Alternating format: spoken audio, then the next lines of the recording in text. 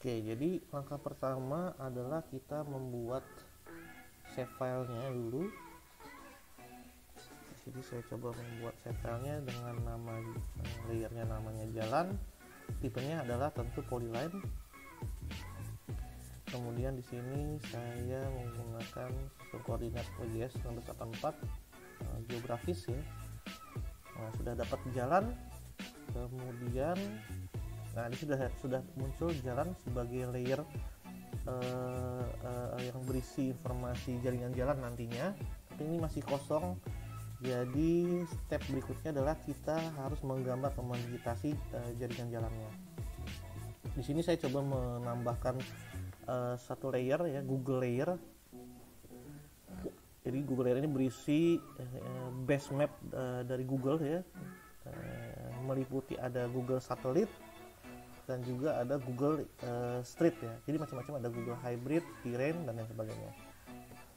Nah, dengan bantuan dari Google Imagery ini tentu mempermudah kita untuk mendigitasi jaringan jalan, karena mendigitasi jaringan jalan untuk keperluan time travel ini butuh informasi hingga detail sekali.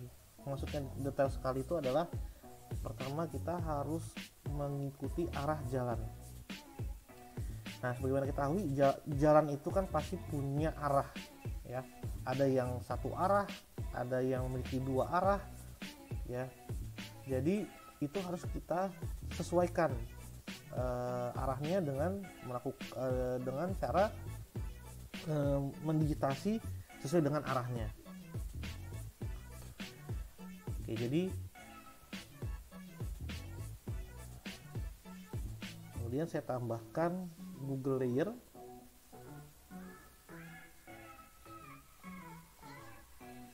Nah, jadi Google layer ini berisi Google Imagery, Google Base Map ya. Oke, kalau kemudian saya tambahkan Google layer. Nah, Google layer ini berisi Base Map Google, meliputi ada Google Hybrid, Google Satellite, Google Street ya, dan seterusnya, Google Terrain. Nah, dengan menggunakan base map Google ini tentu mempermudah kita dalam menggambar jaringan jalannya. Nah, tentu dalam menggambar ini khusus untuk time travel kita harus mengidentifikasi selain gambar atau geometri jaringan jalannya juga informasi arah dari jalan tersebut. Nah, sebagaimana kita ketahui jalan kan punya arah ya, ada yang satu arah, ada juga yang memiliki dua arah, atau ada jalan yang memiliki dua ruas yang masing-masing memiliki arah yang berbeda atau berlawanan. Sebagai contoh misalkan ini jalan Margonda. Ini kalau kita lihat Margonda itu dia adalah jalanan besar ya. Ini kalau saya buka street view-nya. Nah, jadi ini sebenarnya jalan memiliki dua ruas ya. Yang sebelah kanan itu adalah ruas yang memiliki arah dari utara ke selatan, yang sedangkan yang ini adalah berlawanan dari selatan ke utara. Nah, jadi dalam konteks ini jaringan jalan Margonda ini harus dibuat dalam dua segmen, tidak boleh satu segmen ya. Karena kalau satu segmen saja nanti tidak bisa, orang akan gampang putar balik gitu ya. Nah, sedangkan putar baliknya itu kan ada di satu lokasi tertentu, jadi tidak bisa langsung putar balik kecuali tidak ada penghalang seperti ini, jadi orang bisa langsung putar balik. Nah, seperti itu. Jadi kalau jaringan jalannya itu sudah diblok oleh satu median jalan seperti ini, maka kita harus buat dalam dua segmen seperti itu.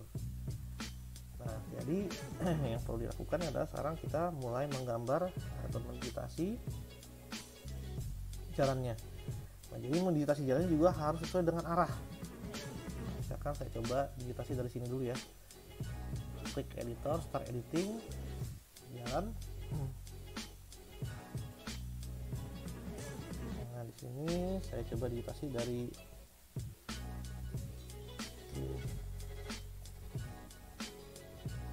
sini dulu ya. Oke, dari pertigaan ini ada pertigaan, saya digitasi. Jadi yang sebelah, oke, jadi sebelah kiri ini arahnya dari selatan ke utara ya. Nih, kalau kita lihat di Google Street dia ada arahnya tuh ya. Jadi memang proses pembentuk atau pembuatan data untuk time travel ini harus detail. Jadi ditanya karena jalan ruas sebelah kiri ini adalah arahnya dari selatan ke utara, maka kita meditasinya harus sesuai dari selatan ya, ke utara seperti ini.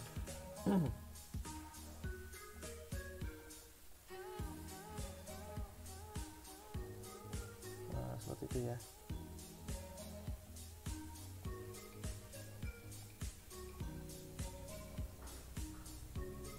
Nah, saya sampai sini saja.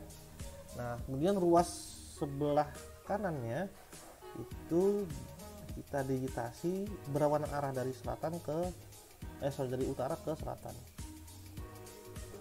Nah seperti ini.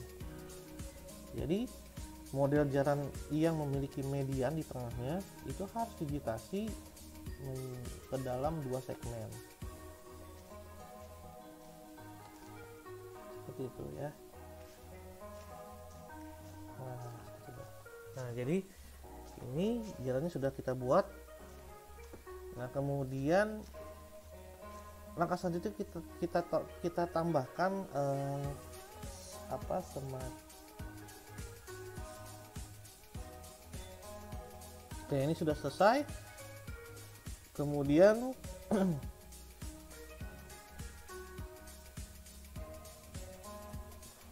oke, ini sudah jadi jalannya. Jadi model jalan Margonda ini harus digitasi dalam dua segmen karena memiliki median jalan, sehingga orang tidak bisa melakukan putar balik hanya di lokasi-lokasi tertentu untuk melakukan putar balik atau U-turn. Nah sekarang kita coba tambahkan arah putar baliknya. Jadi arah putar baliknya itu dia ada di sini. Jadi kalau kita buka, kalau dia ada di sini ya, di depan Depok Town Square. Oke, ini Depok Town Square-nya di sini ya. Nah ini dia putar baliknya di sini. Jadi proses putar baliknya dia harus dibuat seperti ini. Nah, jadi ini kan dari arah ini ya, dari ruas sebelah kanan seperti ini. Nah kemudian dari ruas sebelah kiri mengikuti arahnya,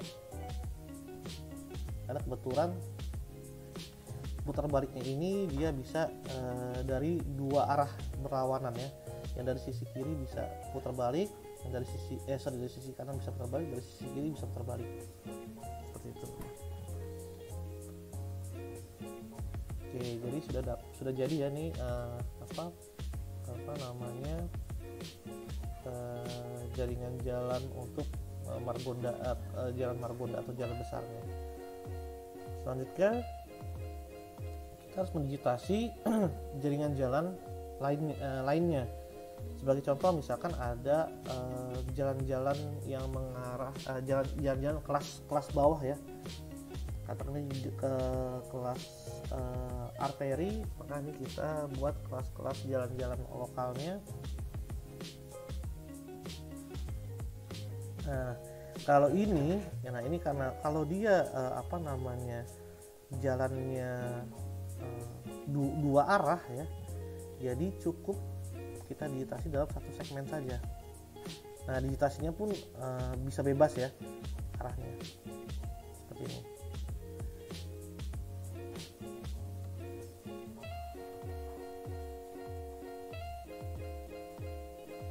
Saya tambahkan Google Layer.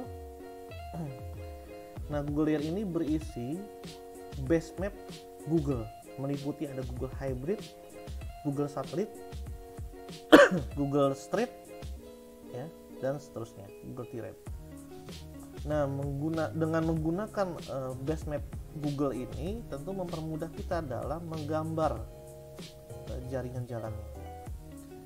Nah, tentu dalam menggambar ini khusus untuk time travel kita harus mengidentifikasi selain gambar atau geometri jaringan jalannya juga informasi arah dari jalan tersebut. Nah, sebagaimana kita ketahui jalan kan punya arah ya, ada yang satu arah, ada juga yang memiliki dua arah, atau ada jalan yang memiliki dua ruas yang masing-masing memiliki arah yang berbeda atau berlawanan. Sebagai contoh misalkan ini jalan Margonda. Ini kalau kita lihat Margonda itu dia adalah jalanan besar ya. Ini kalau saya buka street view-nya. Nah, jadi ini sebenarnya jalan memiliki dua ruas ya. Yang sebelah kanan itu adalah ruas yang memiliki arah dari utara ke selatan, yang sedangkan yang ini adalah berlawanan dari selatan ke utara. Nah, jadi dalam konteks ini jaringan jalan Margonda ini harus dibuat dalam dua segmen, tidak boleh satu segmen ya.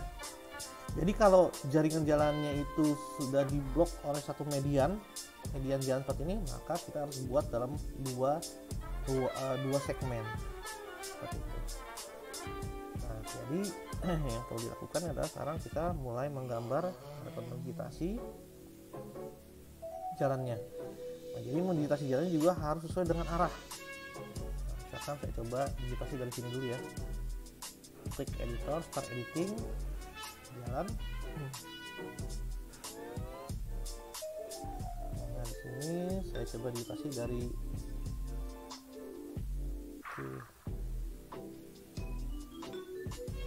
sini dulu ya.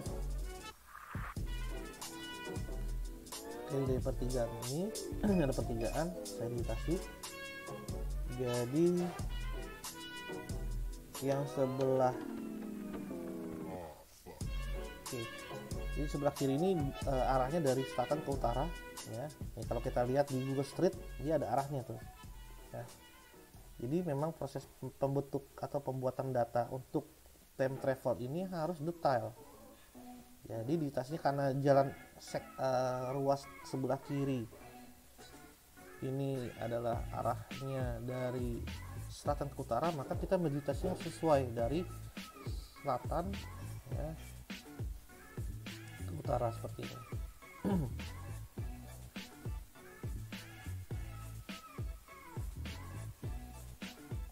Nah, seperti itu ya.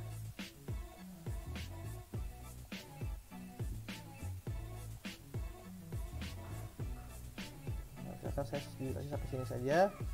Nah, kemudian ruas sebelah kanannya itu kita digitasi berlawanan arah dari selatan ke dari utara ke selatan. Nah, seperti ini. Jadi model jalan yang memiliki median di tengahnya itu harus digitasi ke dalam dua segmen. Seperti itu ya. Nah, jadi ini jalannya sudah kita buat. Nah, kemudian jadi model jalan Margonda ini harus digitasi dalam dua segmen karena memiliki median jalan, sehingga orang tidak bisa melakukan putar balik hanya di lokasi-lokasi tertentu untuk melakukan putar balik atau U-turn. Nah, sekarang kita coba tambahkan arah putar baliknya. Jadi arah putar baliknya itu dia ada di sini. Jadi kalau kita buka, dia ada di sini ya, di depan Depok Town Square. Ini Depok Town Square di sini ya. Nah, ini dia putar baliknya di sini. Jadi proses putar baliknya dia harus dibuat seperti ini. Nah, jadi ini kan dari arah dari arah ini ya, dari ruas sebelah kanan, nah, seperti ini. Nah, kemudian dari ruas sebelah kiri mengikuti arahnya, karena kebetulan putar baliknya ini dia bisa dari dua arah berlawanan ya, yang dari sisi kiri bisa putar balik, yang dari sisi kanan bisa putar balik, dari sisi kiri bisa putar balik, seperti itu. Oke, jadi sudah jadi ya nih apa namanya jaringan jalan untuk jalan Margonda atau jalan. Oke, kemudian selanjutnya kita coba mendigitasi jalan-jalan kecilnya. Nah, jadi untuk memudahkan untuk mendigitasi jalan-jalan kecil, kita juga bisa gunakan Basemap Google Street ya. Jadi dengan Google Street ini dapat dengan mudah kita bisa ketahui mana jaringan jalannya, karena sudah ada datanya. Jadi tidak perlu lagi kita interpretasi dari satelit seperti ini. Nah, ini udah jalan kecilnya. Nah, untuk kasus jalan kecil,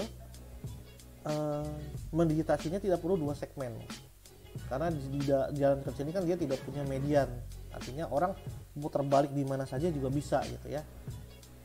Jadi yang harus kita lakukan pertama, kita digitasi. Nah, mendigitasinya ini kita harus mulai dari menempel dari jalan yang sudah ada ya. Dalam hal ini sudah ada jalan Margondanya, digitasi seperti ini. Nah, stop sampai di sini. Nah, arahnya sebenarnya bisa bebas ya, mau dari sini ke sini atau dari sini ke sini, ini bebas. Oh, ini terlalu. Nah, ya. Jadi digitasinya bebas, bisa dari kiri ke kanan atau kanan ke kiri, karena segmen jalan ini dia memiliki dua arah ya. Beda dengan data jalan ini ya, jalan Margonda ini, karena jalan Margonda ini dia memiliki arah berlawanan ya, sedangkan segmen ini dia memiliki fungsi dua arah. Nah, untuk membedakan mana segmen satu arah dan dua arah, itu nanti bisa kita bedakan di dalam atributnya seperti itu. Jadi setelah nah, kalau sudah, kita perbaiki dulu topologinya. Jadi tidak bisa kita lakukan penggambaran seperti ini. Nah, ada pertemuan atau junction, nah, tapi tidak boleh seperti ini. Jadi setiap ada junction pertemuan, maka dia harus di split seperti ini. Jadi ini harus di split. Nah, ya seperti itu. Karena tidak bisa kalau dia tidak di split, nanti misalkan ada rute yang mengarahkan dari posisi titik sini ke sini, maka rute itu nanti tidak bisa berbelok ke sini karena ini belum di split jalan ini. Nah, sehingga supaya bisa berbelok ke arah sini, maka dia harus di split dulu di pertigaan sini. Nah, itulah sebabnya untuk meditasi jalan ini, nah, ini perlu effort yang besar ya, karena setiap segmen jalan harus di split seperti ini. Nah, tidak boleh ada yang termerge. Nah, seperti itu.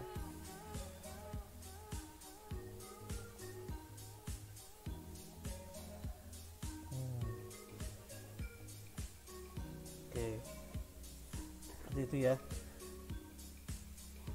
Jadi tidak boleh ada yang termerge. Jadi harus di split bila ada junction atau pertemuan atau pertigaan ya. Seperti itu. Nah, bagaimana bila ada semacam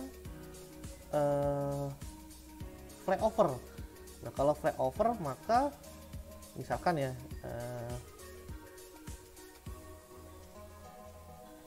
misalkan ini ada jalan tol, maka dia, nah di sini fungsinya nih, dia tidak perlu kita split. Nah, seperti ini jadi fungsinya ya, karena dia ini adalah memiliki fungsi flyover di sini ya, tidak ada junction. Nah, makanya tidak perlu kita split di pertemuan jalan ini. Seperti itu. Nah, jadi ini cara mendigitasi jaringan jalannya. Bagaimana kita bisa membedakan segmen atau jalan yang memiliki informasi satu arah atau dua arah? Nah, di sini sudah bisa kita cek ya, di dalam penjelasan di website atau situsnya ArcGIS. Kita bisa membuat satu field ya, katakanlah field one way, di mana di dalam field itu berisi informasi-informasi ini ya. Kalau misalkan dia memiliki arah satu arah ya, from to direction, maka kita gunakan fungsi F. Kalau memiliki arah sebaliknya, maka kita pilih T. Nah, jadi tidak perlu ini ya, karena kan kita sudah meditasi sesuai arahnya, jadi kita gunakan aja fungsi F. Kecuali kalau kita meditasinya semua, kemudian satu segmen tadi mau kita ganti arahnya, ya kita bisa gunakan fungsi T tadi. Ya. Ya, di sini kan kita sudah meditasi sesuai dengan arahnya, jadi kita gunakan aja atau kita isi dengan fungsi F. Kemudian any other value untuk segmen yang bisa kedua arah. Nah, jadi kita bisa isikan apa saja value-nya itu untuk merepresentasikan dua arah ya. Artinya segmen itu bisa dilalui dalam dua arah. Gitu ya. Jadi di sini kita coba buat ya atributnya. Value field misalkan one way. Tipenya adalah teks tentunya. Nah, seperti ini. Kemudian yang ini ya, segmen yang tadi sudah saya buat ya, begitu juga dengan yang ini dan yang ini ya. Nah, jadi segmen-segmen termasuk tol ya, tol juga kan dua ruas dan dia punya fungsi satu arah.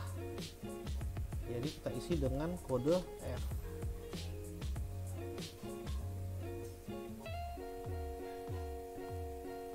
Nah, sedangkan segmen jalan kecil ya, ini kan berarti dia dua arah yang berbeda, memiliki fungsi dua arah, bisa dilalui dari dua arah. Jadi kita isi saja misalkan dengan kode B. Sebenarnya bisa apa aja ya, kecuali F, MT tadi apa tadi ya, kecuali FT atau TF atau N. Nah, di luar itu boleh apa saja yang menandakan bahwa dia bisa dilalui oleh dua arah. Nah, di sini kita gunakan aja B, misalkan gunakan kode bot. Seperti itu. Nah, ini ada lagi apa? Oke. Nah, ini jangan lupa U-turn-nya juga ini harus punya fungsi satu arah ya. F ini juga F. Oke. Nah, maka ini sebenarnya sudah bisa kita gunakan sebagai dataset untuk network analysis. Seperti itu. Selanjutnya, untuk analisis time travel, maka setiap segmen ini harus memiliki informasi waktu tempuh. Jadi kita perlu membuat field baru lagi dengan judul misalkan minutes. Tipenya adalah float karena di sini nanti nilai menitnya yang harus kita masukkan. Nah, seperti itu. Nah, jadi apa yang harus kita isikan tentu adalah waktu tempuhnya. Misalkan dari segmen ini waktu tempuhnya berapa nih dari titik sini ke titik sini. Nah, harus kita isi. Satuannya adalah satuan menit.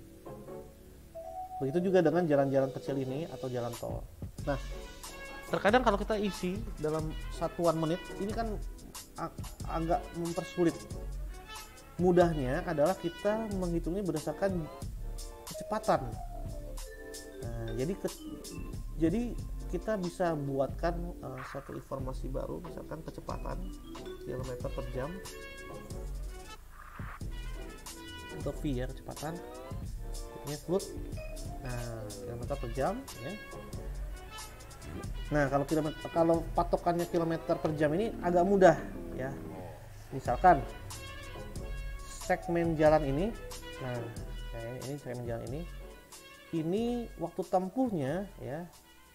Kalau kita lihat speedometer ya, baik itu di motor dengan di mobil ya, saat kita observasi ke lapang, nah ini dengan mudah kita bisa tentukan. Misalkan untuk menempuh waktu jalan ini, nah ini karena ada Depok Town Square dan Margo City, ini adalah mall besar ya. Terkadang trafficnya ini jadi padat nih, sehingga misalkan bisa ditempuh dengan kecepatan 20 km per jam atau 30 km, 25 lah ya, 25 km per jam. Nah, seperti itu. Nah, setelah terbebas dari lokasi mall-mall ini, jalan seterusnya ini menjadi lebih lancar, sehingga bisa kita isi dengan kecepatan lebih tinggi lagi, misalkan ya katakanlah 45 km per jam, seperti itu. Nah, kemudian bagaimana dengan arah sebaliknya dari selatan ke utara? Nah, ini sama, misalkan, nah ini kan dia satu segmen. Jadi kalau satu segmen ini berarti harus kita isi kecepatannya satu nilai. Nah, pada kenyataannya tidak. Bisa jadi segmen ini lancar, tapi segmen di sini ya menjelang pertemuan dengan Mall Margo City dan Depok Town Square ini kecepatannya jadi lebih rendah. Nah, oleh karena itu kita perlu split, karena ini terjadi perbedaan kecepatan.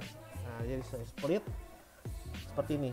Nah, jadi yang ini saya isi misalkan sama 45 km per jam ya. Jadi rute Jalan Margonda dari yang menjelang pertemuan antara Mall Depok Town Square dengan Margo City ini adalah 45 km. Kemudian sampai jalan sini, nah ini trafiknya padat, saya buat aja 25 km per jam. Atau bisa jadi traffic menjelang ya pertemuan junction ini ada pertigaan, di mana pertigaan antara Margonda dengan Jalan Juanda ini sering terjadi atau sering menyebabkan kepadatan atau kemacetan panjang. Nah, sehingga ini bisa kita buat kecepatan yang beda ya. Jadi menjelang pertemuan junction ini bisa lebih rendah lagi, misalkan 10 km per jam, seperti itu. Nah, kemudian ini sama juga nih, ini ada putar balik. Nah, ini kecepatannya rendah ya, 10 misalkan. Atau misalkan ya jalan kecil ini ya, ini berupa jalan gang. Ini juga waktu tempuhnya harus kita sesuaikan ya. Misalkan kita observasi ke sana menggunakan motor atau mobil, berapa nih waktu kecepatan yang bisa kita dapatkan ya untuk melalui jalan ini. Katakanlah misalkan ini waktu tempuhnya karena gang mungkin sekitar 30 km per jam. Kemudian jalan tol. Nah, ini jalan tol ya. Nah, tentu jalan tol nih kecepatannya bisa lebih tinggi lagi, misalkan katakanlah 80 km per jam. Seperti itu. Oke. Setelah kita dapatkan nilai kecepatan di setiap segmen jalan, nah, maka di sini kita perlu menambahkan field length atau panjang jalannya, ini nama flood. Kemudian ini koordinat sistemnya kita setting ke UTM misalkan. Proton 48S, saya pakai UTM. Oke. Kemudian di sini saya calculate geometri. Nah, satuannya di sini kita bisa pilih meter ya. Meter. Nah, maka dapat panjang setiap jalan. Nah, sekarang kita di setiap segmen kita punya kecepatan, informasi kecepatan, kita juga punya panjang. Maka panjang jalan dibagi dengan kecepatan, maka kita akan dapatkan waktu tempuh. Nah, jadi kilometer per jam ini bisa dikatakan adalah sebagai alat bantu untuk kita bisa mendeteksi kecepatan, karena waktu tempuh ya. Karena apa? Karena setiap segmen jalan pasti punya kecepatan yang berbeda-beda tergantung dari trafficnya. Misalkan dia dekat dengan pasar apa tidak, atau dia dekat dengan perempatan atau dia menjelang perempatan jalan apa tidak gitu ya, yang bisa menyebabkan perbedaan waktu tempuh. Jadi waktu tempuh ini nanti turunan dari kecepatan ini, seperti itu ya. Oke, jadi kita sudah dapatkan ya kecepatan dengan panjang. Jadi kita bisa menghitung menit dengan cara membagi panjang segmen dengan kecepatannya. Nah, cuma di sini permasalahannya satuannya ini berbeda. Ini menit, di sini kilometer per jam, di sini lengthnya adalah meter. Jadi di sini saya coba mengkonversi kecepatannya itu dalam satuan meter per menit. Nah, jadi kita konversi dulu nih kecepatannya yang dari yang awalnya satuannya kilometer per jam ke satuan meter per menit ya. Karena panjang jalan adalah meter, menit yang mau kita waktu tempuh yang kita cari dalam satuan menit ya. Jadi kita konversi dulu nih kecepatannya. Nah, cara penghitungnya gimana? Jadi mengkonversi dari kilometer per jam ke meter per menit, maka ini dikali 1000 dibagi 60 ya, maka dapatnya adalah 1000 dibagi 60, nah 16,6 ya. Nah, jadi kita kalikan semuanya, si kilometer per jam ini dikali 16,66 ya, supaya bisa terkonversi ke dalam satuan meter per menit, seperti itu ya. Jadi kita ketik sini 16,666. Nah, ini dia kecepatannya. Jadi satuannya sudah meter per menit. Nah, baru kalau sudah, kita bisa isikan nilai menitnya ya dengan cara length ya dibagi kecepatan yang sudah dikonversi ke dalam meter per menit, seperti ini. Nah, maka inilah hasilnya. Ini dalam satuan menit. Jadi misalkan nah ini ya.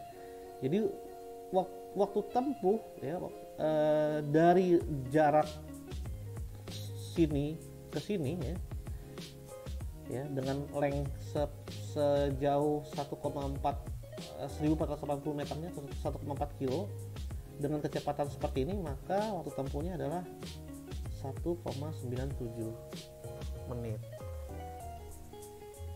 ya, seperti itu. Nah, maka dari sini kita siap untuk masukkan ke dalam geodatabase untuk keperluan network analisis. Ini adalah data jaringan jalan yang sudah saya masukkan time travel atau waktu tempuhnya dalam satuan menit ya. dan tentu juga secara geometri sudah saya perbaiki dari segi topologi dengan bentuk geometrinya sesuai dengan jalan yang sesuai dengan kenyataan di lapangan. Artinya kalau ada jalan ada mediannya berarti harus digigit secara 2 ruas, atau kalau jalannya tidak ada mediannya berarti tidak perlu digigit dalam bentuk 2 segmen atau 2 ruas seperti itu. Jadi ini sudah ada informasinya. Nah ya, jadi ada kolom one way ya, sudah saya jelaskan sebelumnya, dan ini ada 2 kolom minutes dan minutes so. Maksudnya ini minutes untuk kondisi tidak ada kemacetan lah, misalkan seperti itu. Sedangkan ini adalah kondisi kalau terjadi kemacetan. Nah, jadi ada perbedaan. Jadi kalau yang minutes ini berarti trafficnya atau kecepatannya dia lebih cepat ya, lebih cepat, artinya waktu tempuhnya jadi lebih singkat. Sedangkan kalau minute so ini berarti kondisi waktu lagi macet-macetnya ya, jadi trafficnya lagi padat sehingga kecepatan atau V-nya itu rendah, sehingga waktu tempuhnya setiap segmennya jadi lebih besar dibandingkan waktu tempuh yang ada di kolom minutes ini. Seperti itu. Jadi kita sebenarnya bisa bikin 2 skenario ya, seperti itu. Jadi ini intinya kalau kita sudah punya informasi ini, maka kita bisa lakukan atau meng-create network analysis dataset. Jadi kita coba buat networknya. Jadi harus dibuat dulu dalam format geodatabase ya, file geodatabase. Ini saya beri nama network. Kemudian ini new feature class. Nah, ini saya beri nama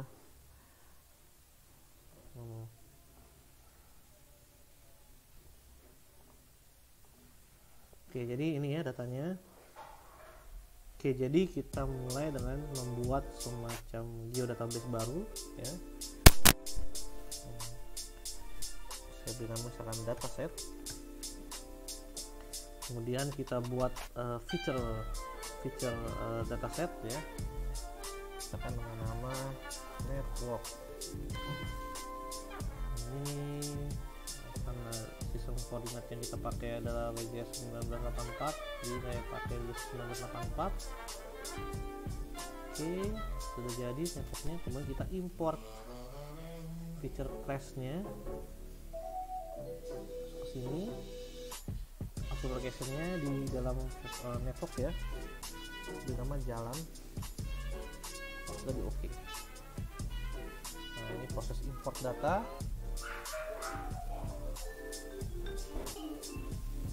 Oke, jadi ini sudah jadi data jalannya ya, sudah terimport. Jadi langkah selanjutnya di feature class network ini, ini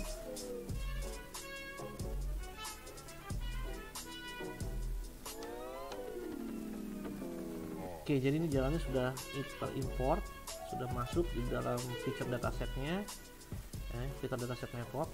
Jadi langkah selanjutnya kita membuat network analysis ya, dataset di dalam feature dataset network ini.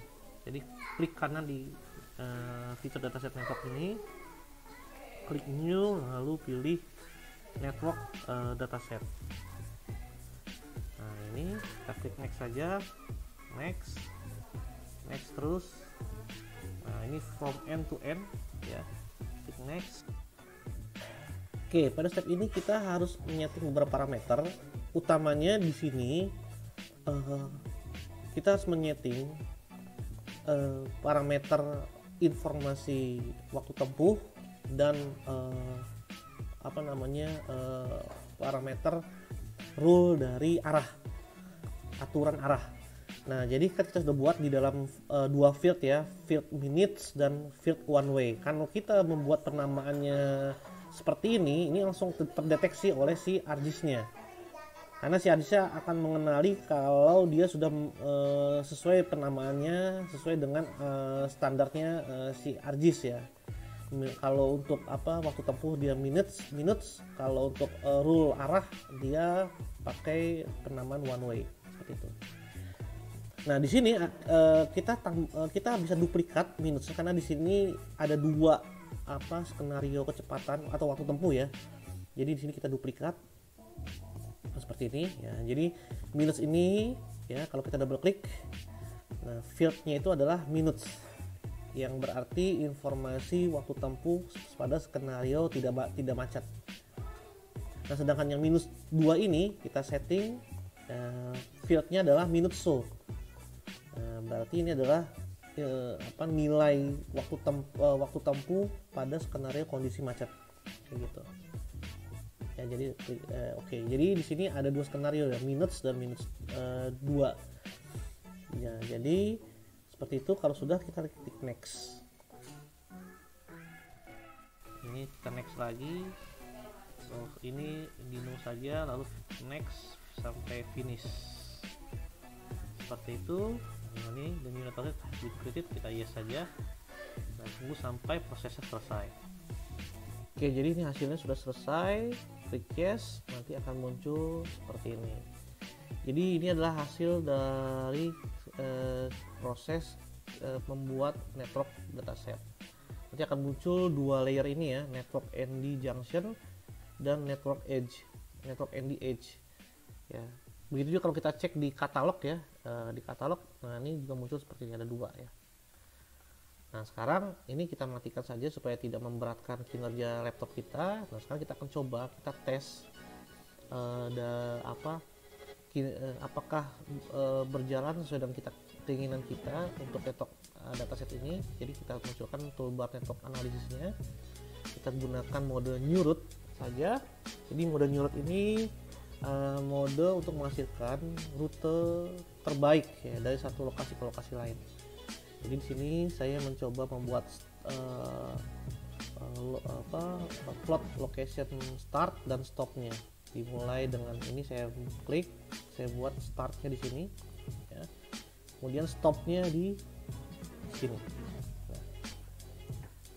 Jadi startnya saya mulai lokasi awal tuh dari sekitar Pantai Indah Kapuk ya.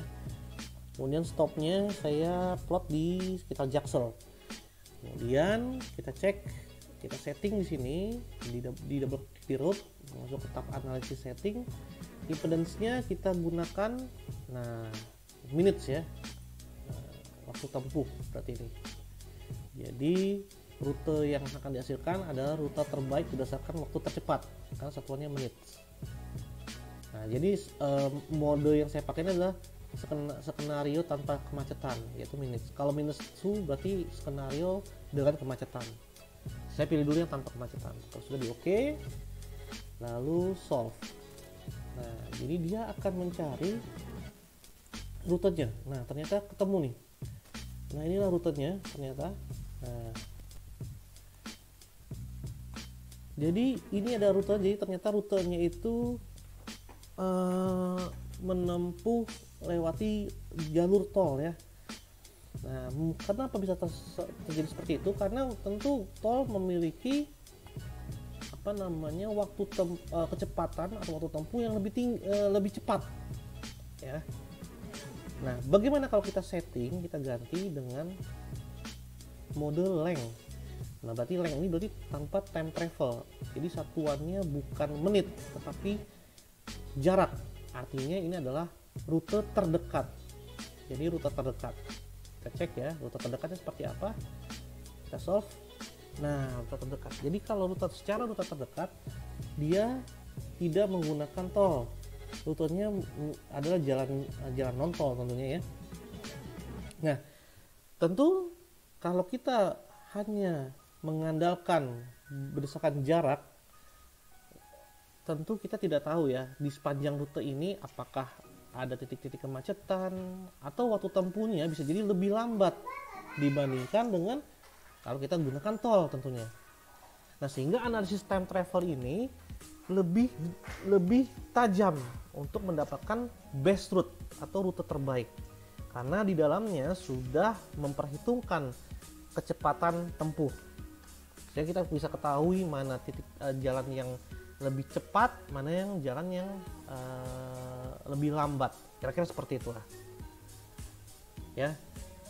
Nah, dari sini kita bisa cek ya, ini masih settingan length meter. Jadi kalau kita buka atribut tabelnya, nah total lengthnya itu ini berdasarkan rute terpendeknya itu sekitar 21 km ya. Nah, kemudian kalau kita ganti dengan time travel dengan skenario tanpa kemacetan ya, kita solve. Nah, kita buka route-nya ini, kita buka. Nah, ternyata waktu tempuhnya sekitar 37 menit. 37 menit ya. Bagaimana dengan skenario dengan kemacetan? Misalkan skenario dengan kemacetan kita setting -2, kemudian kita solve. Nah, ternyata rutenya sama ya, rutenya sama. Kita buka atribut tabelnya, oh ternyata butuh waktu lebih lama lagi, 75 menit. Seperti itu ya. Ini kalau misalkan skenario dengan kemacetan, misalkan ya pada saat jam-jam pulang kerja atau jam-jam berangkat kerja ya, seperti itu. Jadi sekitar ya waktu tempuhnya sekitar 1 jam lebih nih, 1 jam 15 menit seperti itu ya. Jadi time travel ini ya dibentuk rutenya berdasarkan waktu tempuh terpendek, waktu tempuh terkecil, seperti itu. Kalau length tadi berarti waktu tempuh terpendek, sedangkan kalau kita gunakan prinsip time travel, di mana setiap segmennya memiliki nilai waktu tempuh dalam satuan menit, nah nanti dia akan mencarikan rute-rute dengan nilai akumulasi ya dari titik satu ke titik tujuan ini dengan akumulasi total menit yang lebih rendah, seperti itu ya. Jadi rute ini dihasilkan selain berdasarkan waktu tempuh juga melihat dari arah. Sebagai contoh misalkan kalau saya plot di sekitar sini,